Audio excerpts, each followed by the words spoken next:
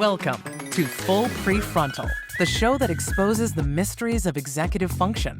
This podcast is a collection of conversations about the role of the prefrontal cortex, which impacts your focus, planning, problem-solving, emotional balance, and independence. So join us as we explore executive function and the science of learning. And now, here's your host, the founder of EXQ, Sucheta Kamath. Welcome to Full PreFrontal, exposing the mysteries of executive function.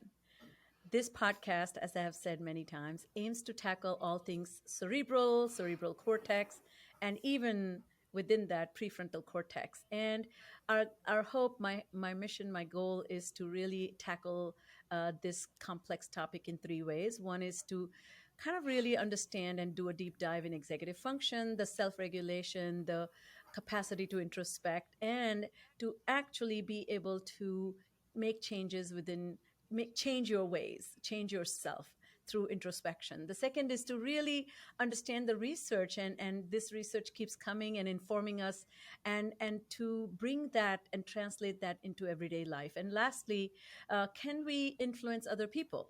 We are in charge of other people, and sometimes we are just living with people who need a lot of change, but we might have this little confidence that we can change people, and we need to really take a look at that. So today I get a chance to talk about that.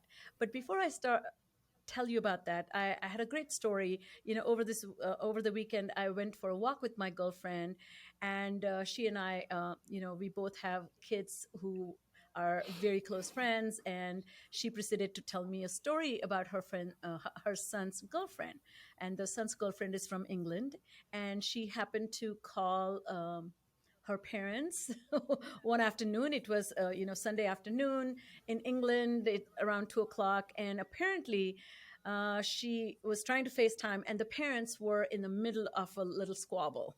And the topic of squabble was dinner time, and father wanted to have dinner at 5:30 so that he could have a pint of beer with his dinner, and his mom was outraged and protested that we are not geriatric a couple to eat that early. She preferred that they started dinner at 7. And then dad got upset because he felt if he started dinner at 7, then pint of beer would make an impact on his bladder control, and he will have to get up in the middle of the night. And all this went down when the daughter had just called to say hello. So the daughter chuckled and said, "That's another ordinary day at Wilson's house." What was so cute about that, the parents were comfortable enough to fight, but the fight, of course, was a little empty. There was a lot of negotiating happening through that squabble. So bicker, squabble, argue, wrangle, fight, disagree, dispute, spar, lock horns are some of the things we do when we are in a relationship with someone that we deeply care.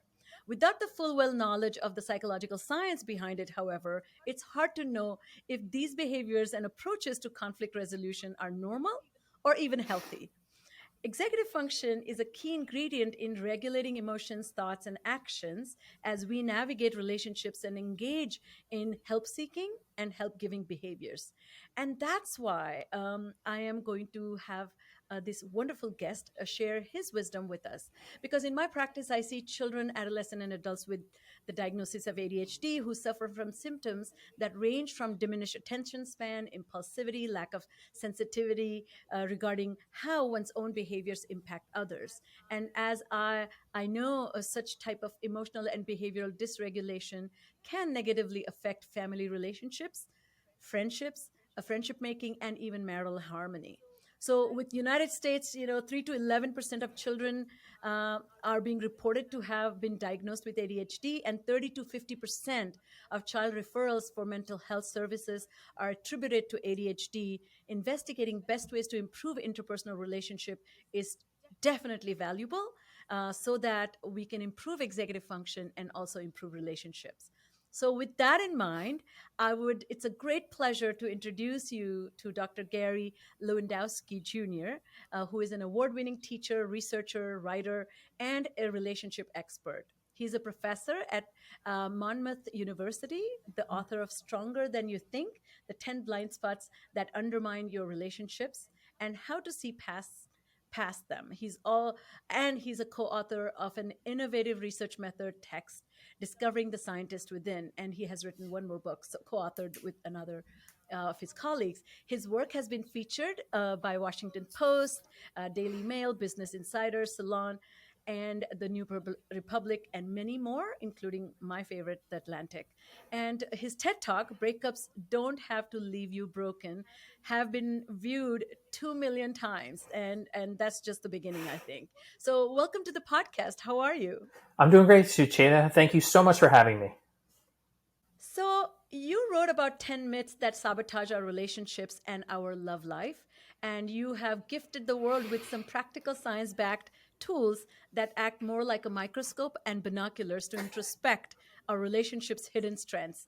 If harnessed, that can help us build deeply meaningful and long-lasting relationships. So, how did you end up studying relationships? I mean, it actually goes back all the way to college. When I was a college student, I was a psychology major, and I thought, like a lot of psychology majors, I was going to be a clinician because I wanted to help people. I was the friend that everyone else sought out for advice and wisdom, and as an 18-year-old, I had none of those things, but people sought it out nonetheless. So I thought for sure, being a clinician was the way to go. But then my junior year into my senior year, I had an internship where I quickly realized that it was not the way to go for me. I was a little bit too focused on immediate impacts, and that, it's a field where, your immediate wins are not going to be as plentiful as perhaps you would hope.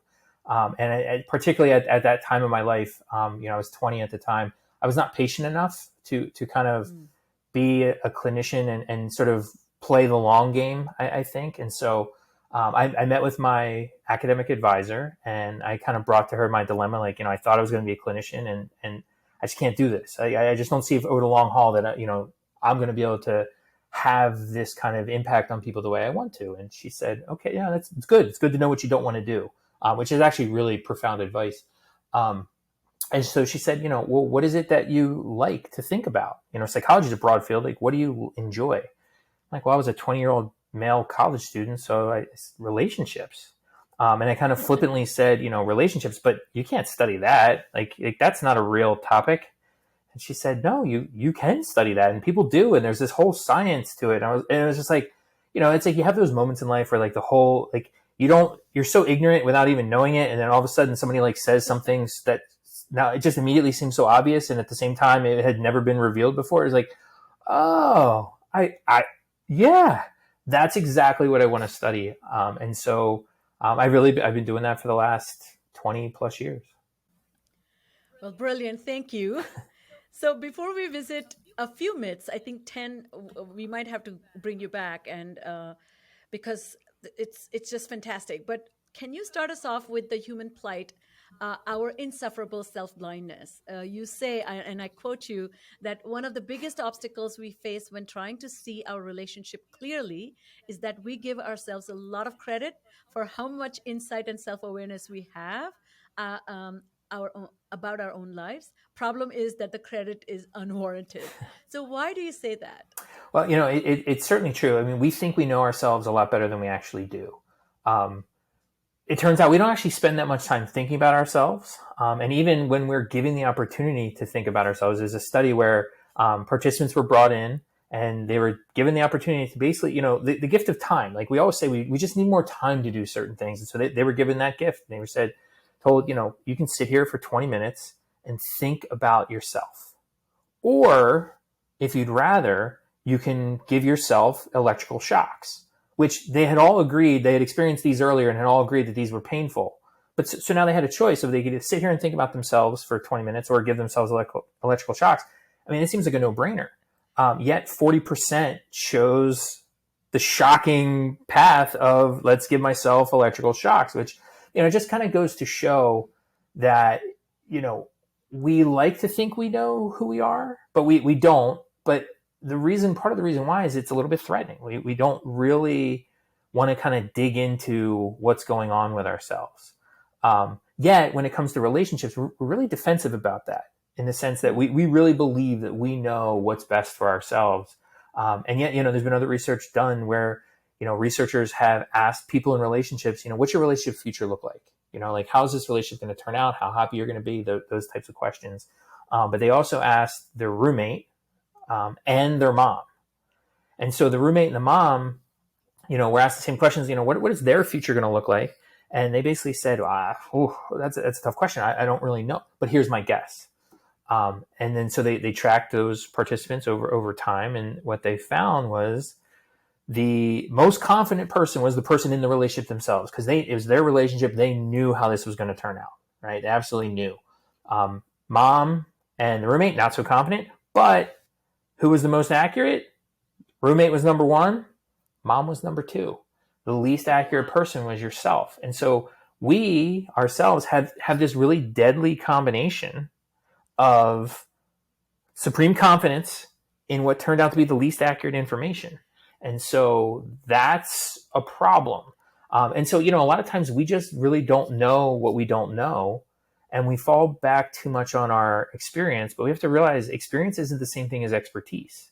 As many relationships as you've had as an individual, it pales in comparison to the number of relationships that us as relationship scientists get access to in any one study.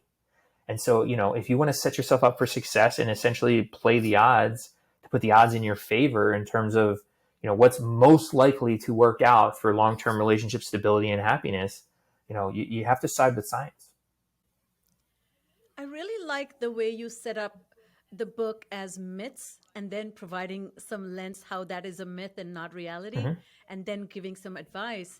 Because I can see, I've seen a lot of self-help books which are kind of give tips.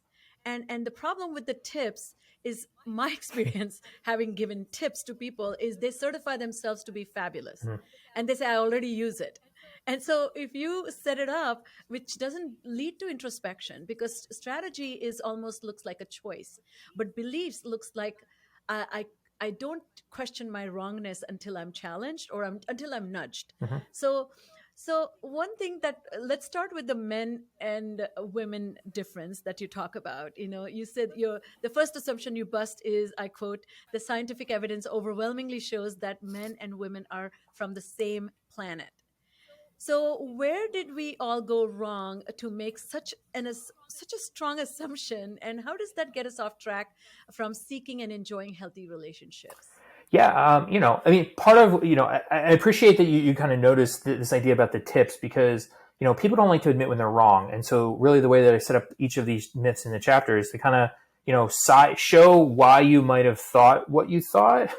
And then, kind of use that as a foot in the door a little bit to kind of then show, like, here's how it's not exactly correct. And then not only that, like, everybody fundamentally wants to get it right. Relationships are so important to so many things, right? You want to be a good parent, you want to have a good relationship, right? I mean, everything's kind of is that fundamental. So you start that way. But then, kind of show people how to fix it. And so it's the same thing with the, difference between men and women. We tend to think there are these extreme differences between men and women because we are kind of pre-programmed to notice differences. And so if you want to go looking for differences between men and women, you will find them, right? There are some differences that exist. They happen to be primarily really obvious and easy to see ones, right? Our appearance, how we dress, physical characteristics and qualities and proficiencies. You look at hobbies, like who likes scrapbooking? It's women. It's not men, right? I mean, you can find these huge differences. And so if you're already going into it predisposed to believe there are these differences, you adopt this confirmation bias and you have ample evidence, right, at your disposal to say, look at this, they really are different. But we oversimplify things, right? And it's one of the gravest problems that we have as humans, and where psychology and science really try to fight back against that, is that we oversimplify, and so we think when we see some difference it means everything's different, and yet the research overwhelmingly, and I even write this somewhere in the book where it's like I share meta-analyses and meta-syntheses, but it's like combining hundreds and hundreds of studies. And I even have this like throwaway line because there was so much more I could have included. And I just got sick of finding the same thing over and over when I did my research for the book. Basically just say, there's tons more. I mean, I could include it all, but it all says the same thing, which is men and women are overwhelmingly the same. right? Like, I mean, our similarities far outweigh our differences. If you want to look for differences, they're there, but they tend to be small. Even the differences that we think like, oh, men are much less into communication and relationships than women. Okay, you can find true, significant, real differences between men and women on that dimension. They're real, but they're real small. Yeah, they're real small. And so, we make too much out of those small differences, which you kind of asked, why is that such a problem? Well, if you're in a heterosexual relationship, similarity brings people together. Differences drive people apart. And so the more you believe you're fundamentally different from your partner in any way, right, then it's just going to, it creates divides. You know what's so neat about the way that you shared that is one, I remember, well, I was 2 years into my marriage, and I bought this Men Are From Mars and Women Are From Venus book. And I remember we had gone for a long trip across the country, and I was reading this book out loud to my husband, who cannot pay attention to any spoken word when he's driving. He hates that to be read. Okay. And I was reading about how he's getting me wrong and how he doesn't understand me. And I'm like smothering him with this newly found knowledge, which was a terrible way to even communicate or negotiate that space with him. And finally, what it did to me is kind of confirmed my bias about how he cannot do certain things, and how it certified me to say, see, told you so. And now that I read that book, there were so many similarities. For example, I'll give you a quick story. So my husband and I, we both grew up in India, and it's considered a love marriage. That means it was not an arranged marriage. We met in college, but he was a medical student. I was a speech language pathology student, and he anyway, there was this long backdrop of how we got together. But my birthday was coming up. My birthday is in October, and his is in December. And he made a card, a 3D card. A card was a big, like he had to carry it into the department, my speech language pathology department. And the card had a beautiful poem. It had like a constructed road with a car with his name and a speed breakers, which is a speech pathology, analogy. I would not have ever imagined my husband to be so romantic and so creative, because he was not only a brilliant thinker, but he was very cut and dry. If you talk to him, he would like science kind of thinking. And I never thought he would be so adorable and artsy, first of all. And then I made a card that was also three-dimensional. And so then that led us to we talking to each other instead of meeting every day, but writing letters to each other. And the last letter that we wrote to each other was 30-page long. So this relationship was based on a writing that went on for 8 months, when we met every day, but we wrote letters to each other for 8 months. I would have never imagined that to be that kind of person, my husband, or that young man, because he just had no signs, just if I relied on the way he spoke, that he was capable of doing those things, which is what you talk about, right? Yeah, absolutely. And it's actually a perfect example for one of the primary myths that surrounds men and women is, you ask people who's more romantic about relationships. Is it men or is it women? And it turns out it's men. And it's this exact kind of thing. Like, men tend to be more romantic in this way. And particularly in the way of, believing that love will conquer all. They're more likely to believe in love at first sight. Whereas, women, on the other hand, are much more pragmatic. You ask people who falls in love more easily. Is it men or women? And people tend to mispredict that it's women that fall in love more easily, when in fact, the research shows men fall in love more easily. That's unbelievable. But, it just goes to show we don't know what we don't know. We literally don't know what we don't know. And so then your message is that relationships are hard. And what we often get wrong is that they shouldn't take any work or take minimal work. Particularly when it comes to fantasizing true love.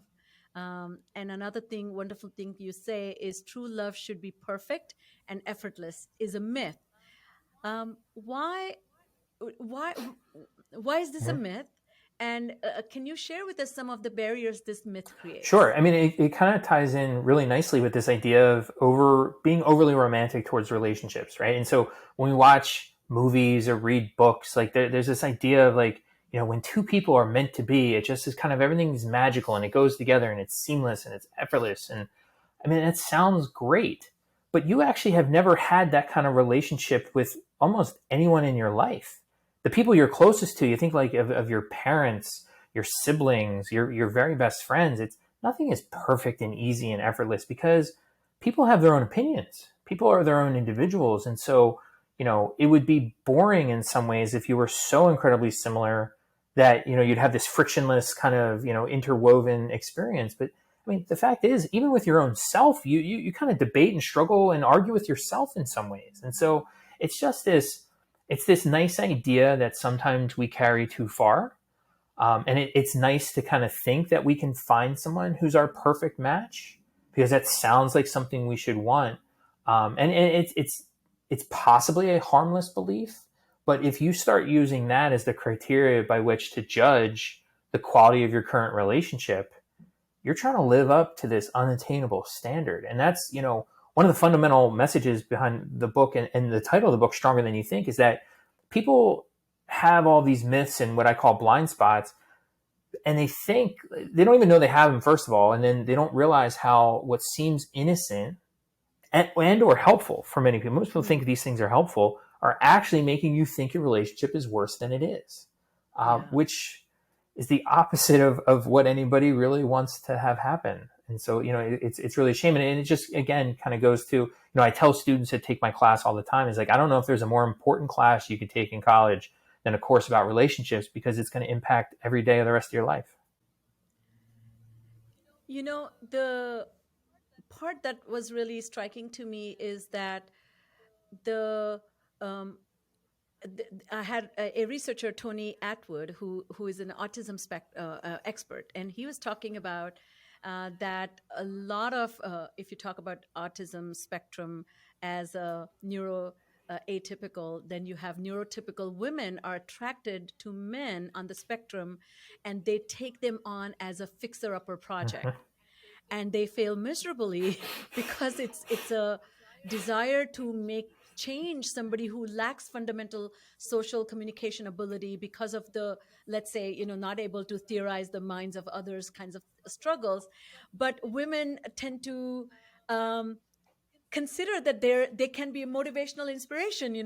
Honey, all you got to do is wear different color shirt and different pants and talk less and talk more and just do you see that this kind of partnership improvement project that we all take on is more done by one gender over the other?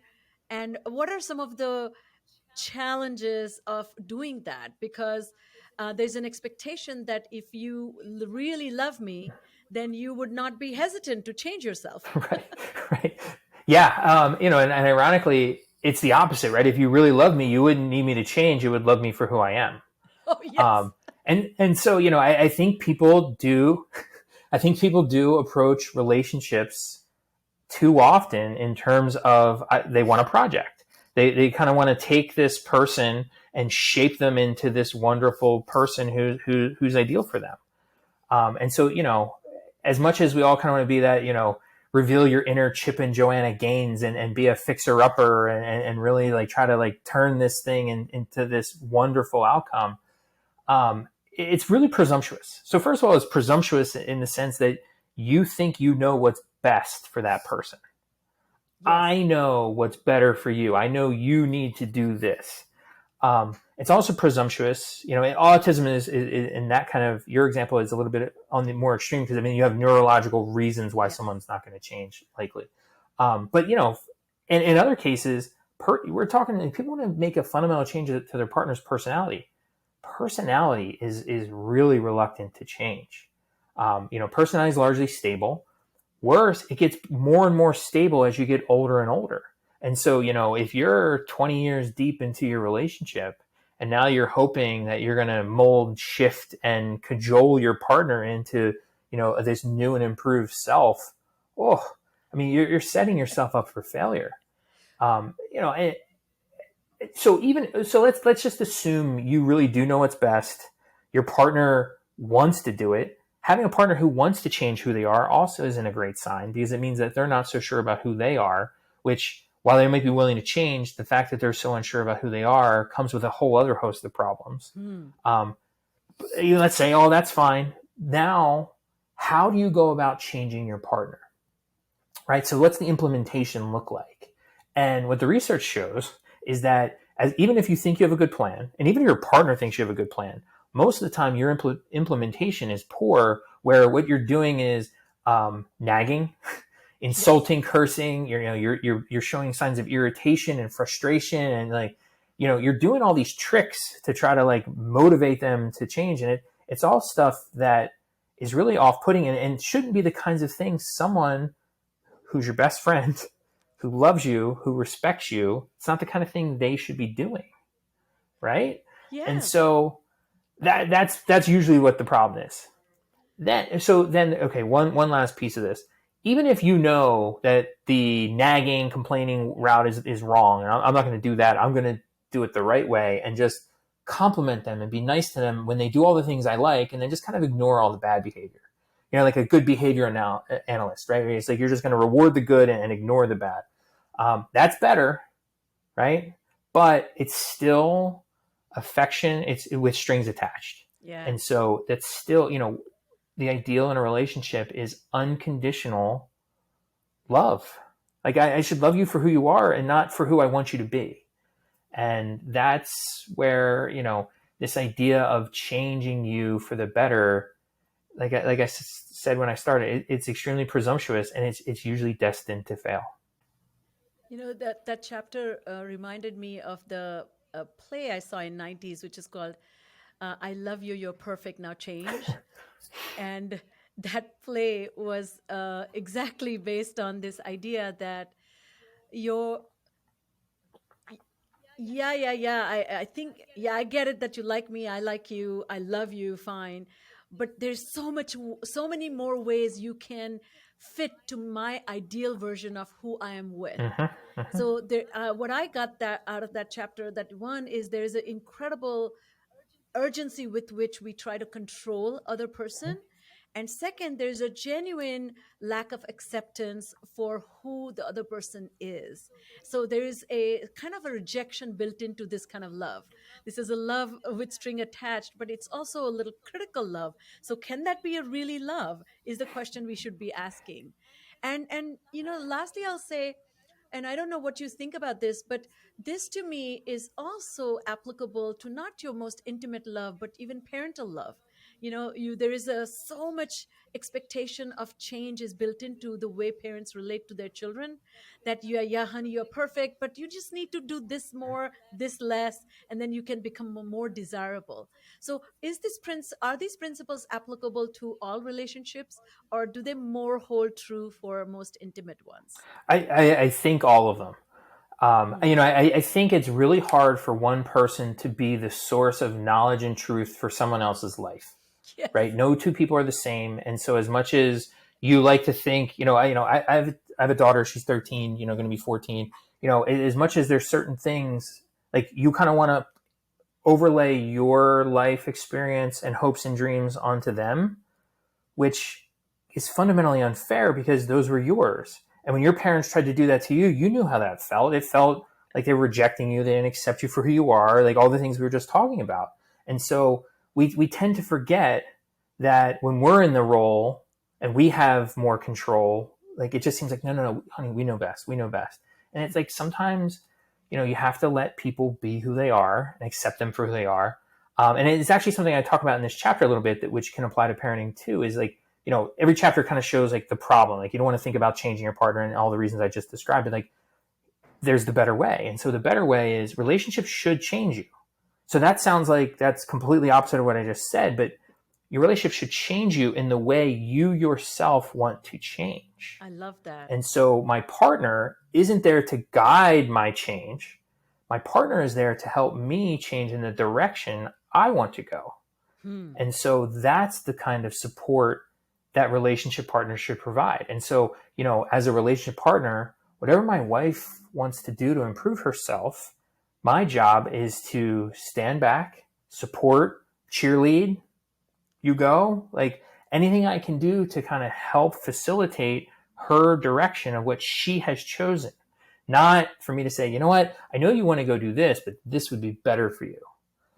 And so, a lot of this relationship stuff there's nuance to it. And so, at some points it can kind of seem like, both sides are, you're arguing the same thing on both sides. But I think it's the same with, being a parent too. You have to kind of take a step back. And as much as it can be frustrating because they're not choosing what you would have chosen, you had your chance, you chose your things, now it's their turn. And you just kind of do what you can to support them. And that reminds me of the concept from mindfulness contemplative studies is that non-judgmental presence. How to be there, strongly rooted in values, strongly rooted in love, but giving the freedom and no leash, so that the person who's doing the self-exploration has the courage to do so, because they're not doing it for you, they're doing it for themselves, because they have a secure tie to you where you have shown them how much you love them and accept them. Wow. Well, how many relationships do you know like that? Is this fantasy, or is this something happens without work? Doesn't it require work? I think it requires work, and I think it requires insight. And I think, a lot of times left to your own devices, as we discussed earlier, it's tough to find that insight on your own. And that's where you need to take a class, read a book, listen to a podcast. Any one of those things can kind of, give you that shift in perspective. I have a quote in the book that says, a shift in perspective is worth 80 IQ points. And that's true in all kinds of things, but particularly with your relationship, because we kind of get into these ruts in relationships where we're doing what we have seen our friends do. We're doing what we've seen our parents do. We're doing what we've seen on, God forbid, television. And so, we don't really know any better because we're kind of living in this little relationship bubble. And so, the great thing is, teaching a class on this, I get to, look out at a bunch of people and I give talks too. And you kind of see like people come in with all these assumptions. And as they get these new perspectives, you can just see the IQs. You can see like their face. Oh my gosh. And so you need things every once in a while to kind of, get you out of your relationship ruts, I think. It's interesting. So executive function training is nothing but perspective building and expanding your worldview. So it's the deck of your experiential knowledge about how to respond differently to novel circumstances in unpredictable situations and during uncertainty, but also to sit with the discomfort that comes from having to witness somebody who's not doing things the way you want them. So can you talk a little bit about emotions and role of emotions in handling and building strong relationships when without victimizing yourself, or definitely drawing the line when other person's behaviors are inappropriate, but kind of developing this incredible tolerance for different ways that your husband or wife does things or your children do it? I'll give you a quick example. we have a lady who comes and helps my mom, who is 78, and she lives with us. And so we have somebody who comes and helps us during the day when my husband and I are gone. And so she loaded the dishwasher in a particular way. And dishwasher is a classic telltale about your relationship, I feel, what the other spouse does. So my husband, of course, so I came home first. And so she said, I'm leaving. And I said, no problem. She said, the dishwasher is not loaded correctly, but Anant will fix it. So my husband will fix it. I did not even bother to open it because I know he's going to fix it. Even if I fixed it, he would fix it. The minute he came home, we both take lunch to work, and he brought his lunchbox. He emptied it out. He opened the dishwasher, and then he dropped everything and he reloaded the dishwasher. So we just realized this is something I have come to terms with, that he needs to do this. How much ever masterfully I load the dishwasher is never going to be adequate. But why would I try to impress him with my dishwasher loading skills when he got it? So I walk away and he can do it. So tell me a little bit about that emotion of discomfort or anger or frustration we feel when dealing with other person is literally having to deal with their deck of different ways of thinking and being and, existing, I guess. Yeah, I mean, I think, what you're describing is one of those things that we call relationship work. Yes. There's lots of different things you do kind of, sometimes, you clearly realize it. So this one is, in front of the scenes, but sometimes it's really behind the scenes that you're doing these little things that make the relationship work. And so, if that's the kind of thing that matters to your husband, then he just kind of takes care of it and you don't have to worry about it. And you kind of divide and conquer that way. And a lot of it has to do with just kind of picking your battles. I mean, there's lots of things you can be frustrated with, but sometimes there's just going to be these little quirks about your partner, and rather than thinking of it as a bug, right, in their programming, maybe it's a feature. Maybe it's just something that's kind of unique and adorable about them, that they have this, dishwasher Tetris kind of way of doing things where they take over. And rather than finding it like annoying and, obsessive and I admire a good dishwasher setup myself. And so, my wife does not. And so we have the same kind of situation. And so it just, rather than saying anything, I'm just like, okay, whatever. That's funny that this is all this. And it just kind of fixes things and you just kind of move on. And so, this is what it's like living with anybody. Right? I mean, it's like it's living with your spouse. It's like this living with a teenager. And there's just certain things you worry about and certain things you don't, because if you worry about everything, you're attempting to control everything. And when you try to control everything, you're going to be eternally frustrated and annoyed. And that's not a way to live, for sure. Love that.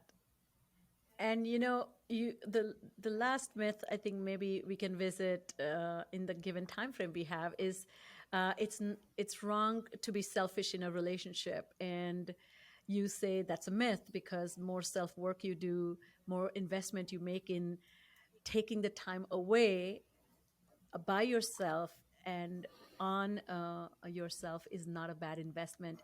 Can you talk a little bit about this concept and also the theory that you and your colleagues propose about the self-expansion? Because I just love that concept and how beautifully you have weaved in really how the layers, the way I saw, the way I interpreted that, it's almost like a diamond that gets, comes out of the rough and undergoes this mechanism of developing these multiple facets, and more exposure to higher heat, more facets you build, greater the sparkle, I guess. So talk to us about that. I like that. I like that, the diamond analogy. I think that's very appropriate. I think, a lot of these myths and blind spots come from these beliefs that have kind of been passed down, and, these overly romantic beliefs, romanticized beliefs. And so this one is really about this idea that, to have a good relationships are all about sacrifice. You must kind of forego your own impulses for the good of your relationship, for the good of your partner. And now, to be sure, relationships do require some sacrifice, but it shouldn't be this thing where, people kind of take it too far and think you're not allowed to do things for yourself. And that if you're doing things for yourself, it somehow means you're neglecting the relationship or you're not being faithful to the relationship in some ways. And so, the research shows, I mean, when we make a lot of sacrifice, right, it makes us more committed. It builds a stronger bond, but it doesn't necessarily make us happier.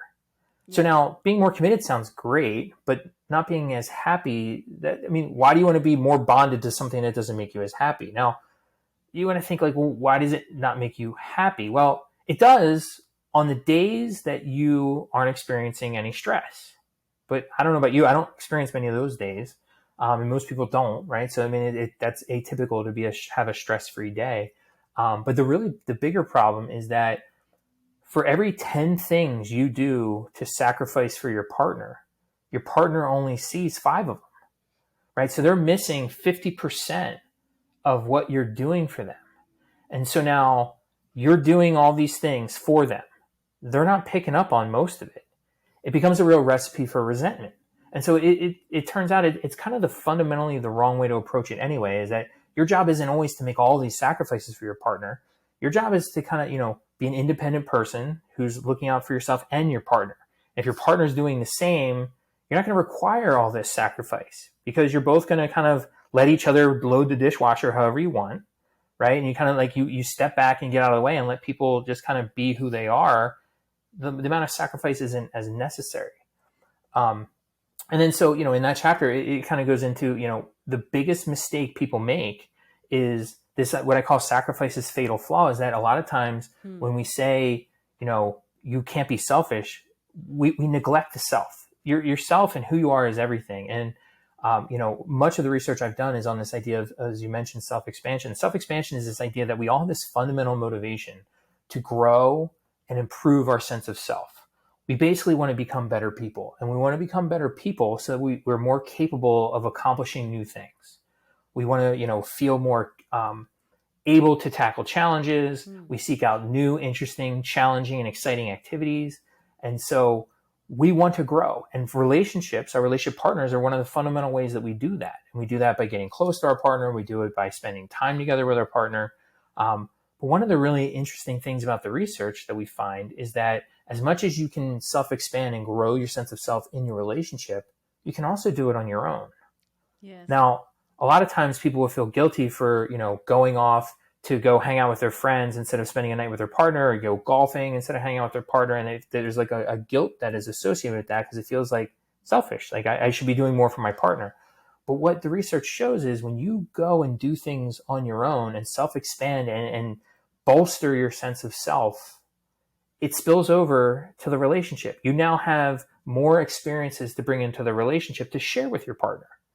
So even if your partner goes on a business trip to some city that you've never been to, and it seems like, oh my gosh, they get to do that, it's not fair, they come back with all this new information and stories and experiences and as you said before, different perspectives that they now get to share with you. And because your partner experienced it and you're so close to them, it almost feels like you yourself experienced it, and that builds yourself, right? That expands yourself. And we know from, lots of research, the more you broaden and build these positive emotions, it just kind of spills over into all kinds of other things.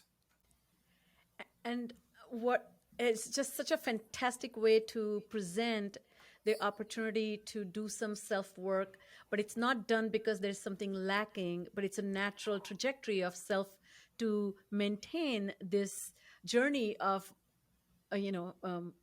growing, I guess. You grow because you're changing, and you change, and that's how you grow.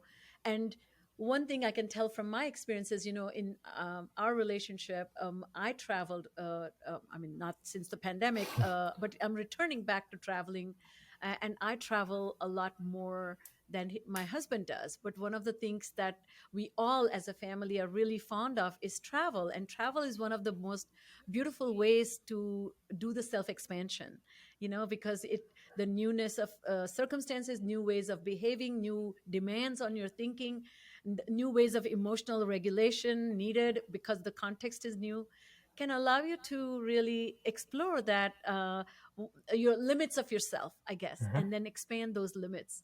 I'll tell you a cute story that we, for our a milestone 20th wedding anniversary, we decided to go to Paris, and we decided to take our kids as well. And what I did is I put together, by then I had been to Paris 4 times without my husband, and 2 times with him. And so that what I did is I put together a little book of curated artwork to see from 5 different museums. Oh, nice. And I chose each art piece and gave a reason why. And then I created a reflection journal. This is a little too much, by the way. Nobody does it on their anniversary. It became a little class, but my husband is like, this is supposed to be romantic, not a lecture, No, but a workbook, yes. But my idea was to but one of the things that I was saying, can you guess why I loved this painting?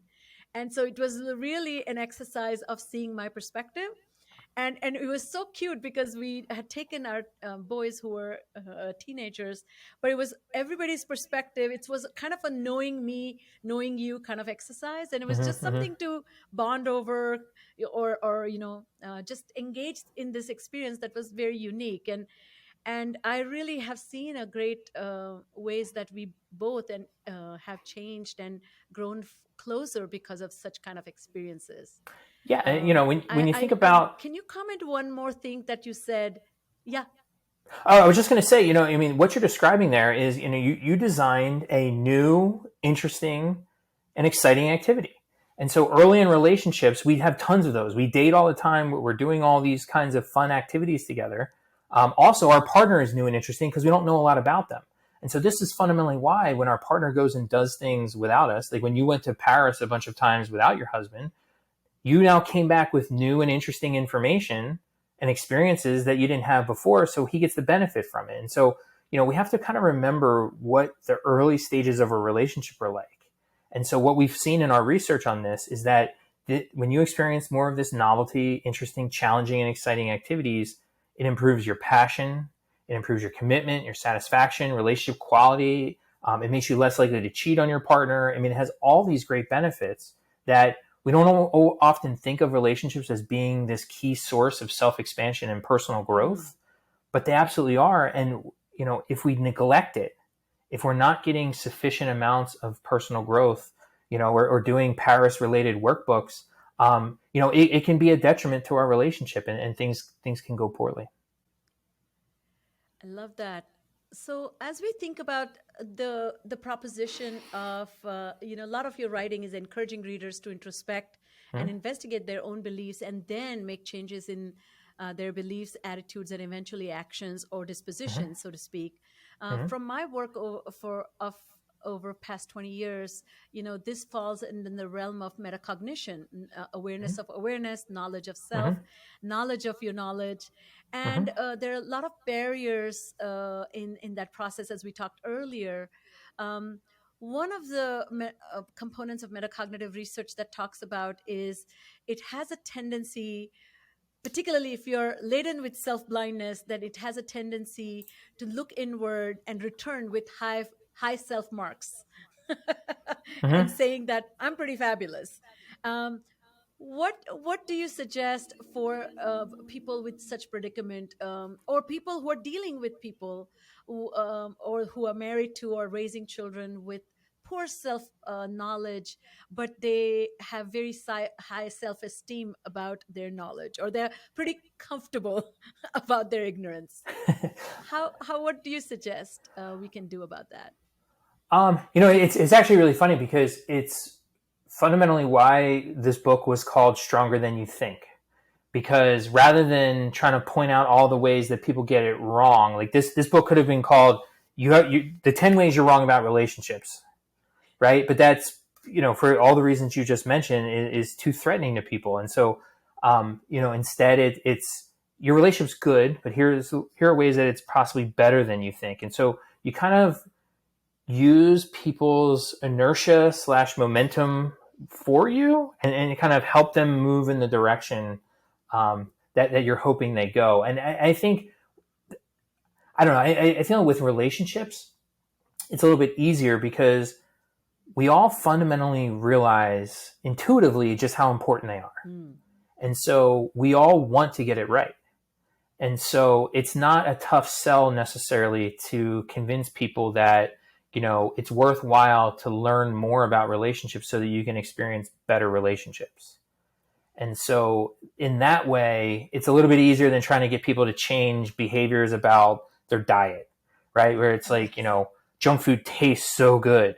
We want to have a really good relationship, and there's no reason learning what helps relationships should make them worse, right? I mean, there's just this just wouldn't make sense. And so, hopefully it's a little bit easier for people to be more convinced. I mean, at least, when I give talks in my class, it's popular, right? I mean, it's one of those things where people want this kind of information, or are really eager to learn these types of things. And it's one of the great joys of what I do is, hearing from students, now I've been doing this a while, decades later, writing me emails and messages on social media about, just how much the information they learned from my class still helps them to this day. And so, that's what this book is. This book is, taking that class, any great class should change the way you think about the world, and make your life better. And so, rather than have to take 14-week class with, as my students would tell you, tests that are way too hard. You just, you can pick it up in a book and revisit it anytime you need. I love that you're a true psychologist. So much of your message is full of optimism, but there's deep care for people's abilities and inabilities. And as you said, I didn't even think about that. You are meeting them where they are. So you're kind of saying stronger than you think means you already got so many ingredients going for you, and they're right, and they are full of potential. I just love that. It just occurred to me as I'm talking with you. So as we end, there's one wonderful thing that you talk about is the um, when uh, you know we no relationship is really permanent. And I know we are talking about intimate relationships and breaking, or a very close friend of mine, after 30 years of marriage, is going through divorce, and um, it's a big news for all of us, but very surprising news. We kind of there was no like telltale sign. So and when asked, she herself was blindsided by this decision. So I love that your last message talking about not really falling apart, even though it is very painful. Why do you say if we break up, I'll be broken is a myth? What's there to be sprung from a broken relationship? Well, I mean, I think fundamentally we mispredict just how bad we're going to feel after negative events, and particularly the research shows with breakup. And so, a bunch of researchers did what only researchers can do, and they asked people in relationships, if this relationship was going to end, with this person you're very much in love with, like, how bad are you going to feel? And they gave a rating, and then the researchers followed them over the course of time and waited for them to actually break up, and then asked them again, how bad do you feel? Now, generally speaking, I mean, they felt bad, right? I mean, breakup is bad, right? Yes. I mean, everybody has those negative feelings, but it wasn't as bad as people thought it was going to be. And it really just speaks to our overwhelming resilience as people, right? We experience negative things all the time, but we actually, as much as we don't want to, we look at them and expect them to be bad. And, in some ways they're not nearly as bad as we think. And we're much better at dealing with them than we thought we were. The other side of this is, when I say breakup doesn't have to leave you broken, it doesn't mean you're not going to experience any breakage, right? I mean, there's going to be parts of it that are bad. Even the very best breakups, there's guilt. I mean, there's always some bad. This just kind of speaks to human experience. Nothing is 100% good and nothing is 100% bad. And so your breakup, as much as, there are bad elements, if you look for the bad, you're going to find it. But if you look for the good things, those are there too. And so, as much as a 30-year relationship with someone ending in an unexpected way isn't great, it also now is an opportunity to find a new relationship that's likely to be better, because, if this relationship ended, it wasn't, it's something I say in my TED Talk, and it's in the book as well, is like, great relationships seldom fail, but the bad ones do, as they should. I love that quote. And that sounds, that as they should part can sound a little, thank you. It can sound a little harsh, but, the other thing I say, I think it's in the TED Talk too, is like, everybody deserves a great relationship. And so if you haven't found yours, keep looking. And so it's hard to find the great relationship you deserve if you're in one already. And so as much as a breakup, it's the ending of something, and that's hurtful and painful, and it has all those kinds of emotions that are wrapped up in it, it's also a chance for a new beginning. And so, don't lose sight of that. Love that. Well, that just concept reminds me of a Japanese concept called wabi-sabi, which is a traditional Japanese aesthetics where you leave imperfections. So a pottery with cracks is considered a sign of the true nature of a life, which is imperfection. And I just love that, the way you described it. Well, thank you, Gary, for being on this podcast and sharing your wisdom and incredible hopefulness. As we come to an end, your book is going to be my top recommendations when I'm asked what book has influenced me. So, what a wonderful thinker like you, what influences your thinking? What has brought you joy in your reading? Sure. Can you recommend a few books for us? Sure, absolutely. I mean, the number one book, and it's the easiest question for me to answer, is, the number one book for me is Tuesdays with Morrie. I love that. If you're familiar with it, it's about Mitch Albom is the author, and he's talking to his old college professor about who's dying, and so beautiful. Fundamentally what I am is a teacher. And so before every single semester, I read that book because it has nothing to do with teaching necessarily. But for me, it's a meditation on what's important in life and like how relationships are really, it's the thing that underlies everything. And it's that connection to other people that, as much as I might teach a course on research methods, statistics, there are things that I teach that, really what it's about is forming a relationship with students and like helping them live a better life. And so Tuesdays with Morrie is I practically have it memorized, I think, at this point, but it's a quick book. And it's something that just, I don't know, can't get enough of it. I love it. It's one of my favorites, but I've never thought about recommending that as a teacher-student relationship. Of course. Wonderful. Any other? One more book? I'm trying to think of another good one for your audience. The other one that I have read several times that I like a lot is Start With Why by Simon Sinek. Yes. It's this idea that, are you familiar with it? I am very much. That really, to find your life purpose. Yeah, you find your life purpose, and, he talks, it's really couched in business and how businesses have to figure out their why behind what they're doing. But, I don't have a business, but I think of it as like this life philosophy is that if you have a good reason why you're doing things, right, then that becomes like this vision and sort of, action plan for life that you want to have everything fit into that vision. Like what is your why in your professional life? What is your why in your, as a parent? What is your why as a spouse? And so it gives you this kind of centering experience to identify and kind of, once you've identified it, now you have this ability to kind of check in with yourself. And it forces this perspective where it's like, if my why is to, professionally for me, like my why is to use science to help people lead more fulfilling lives. And so am I doing that on a day-to-day basis? And I can kind of check in to see if I'm doing those things. And what I find is when I'm doing things that align with my why, I'm having a much better day. And I just feel better about what I'm doing. And so, like I said, he talks a lot about businesses and he talks about the difference between like Apple and Dell, which is really all very interesting. But I think it's one of those concepts that very easily and obviously applies, particularly if you start thinking about all the kinds of roles you play in life. And, if you adopt a why for each of those, it's, like I said, it's very centering to me. Love that. Well, thank you so much, Gary, for being here with us. And podcast listeners, if you loved what you hear and you keep coming back, I know you do. I really appreciate that. And spread the joy, spread the word, leave us a review, like us on our social.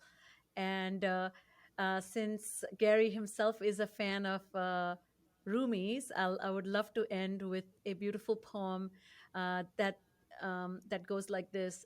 This is how I would die, into the love I have for you. All pieces of cloud dissolve in sunlight.